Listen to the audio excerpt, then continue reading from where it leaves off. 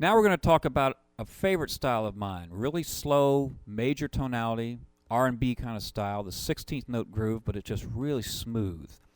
The guitar can contribute a great deal that no other instrument can in this case. Now in this track, we have keyboards laying out the block chord underneath, the E major 7. We can extend that to the E major 9, E major 7, 6, a lot of different voicings, but the bottom line is that harmonically it's already established with this keyboard.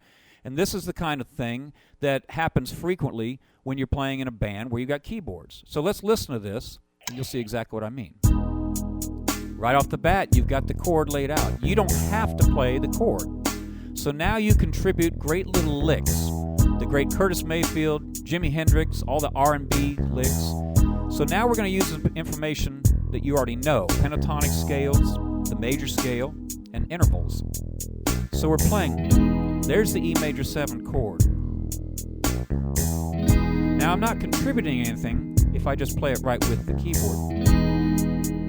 Especially because I'm using a chorus sound, makes it sound more like a keyboard. So I'm going to pick out notes out of this voicing and get rhythmically happening. Now you can hear the hi-hat going into 2 and 1 and 1 and 2 and 3 and 4. You hear the hi-hat? So that's your groove.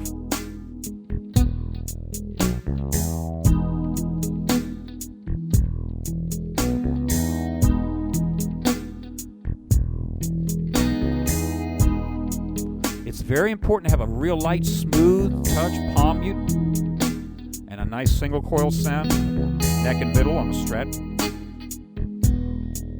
I'm going to turn the delay off because I don't want to hear any other rhythms in them.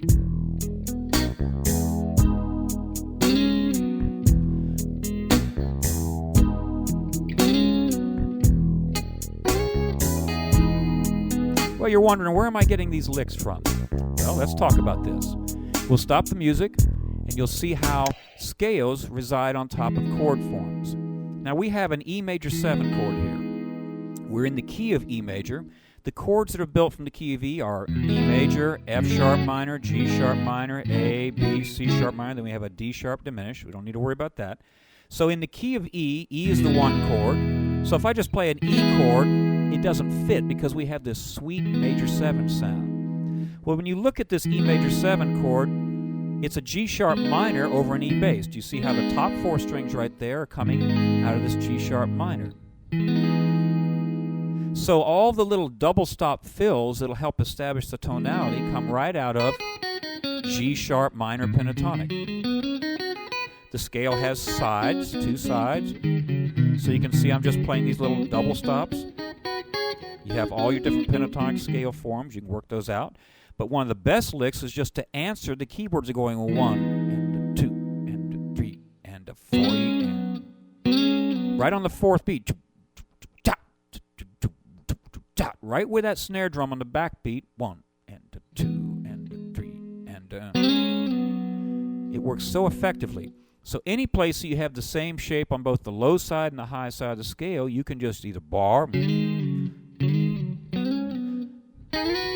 and in other positions. Now you run into a little problem. If you want to do it on string groups where you don't have the same shape, you can't use bars. You'd have to use 1 finger per note fingering. So you can see how I'm using my first and my second fingers, or second and third, or third and fourth.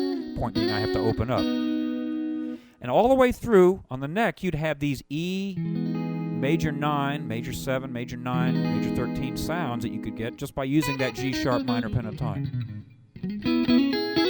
You can also use E major pentatonic, because even though you're playing this big extended chord, E major pentatonic would work, it just doesn't bring out the 7th.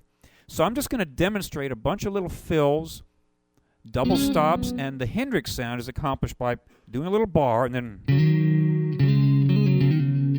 hammering with your 3rd finger upright, so you end up with 2 voices still ringing anywhere in the pentatonics where you see this opportunity.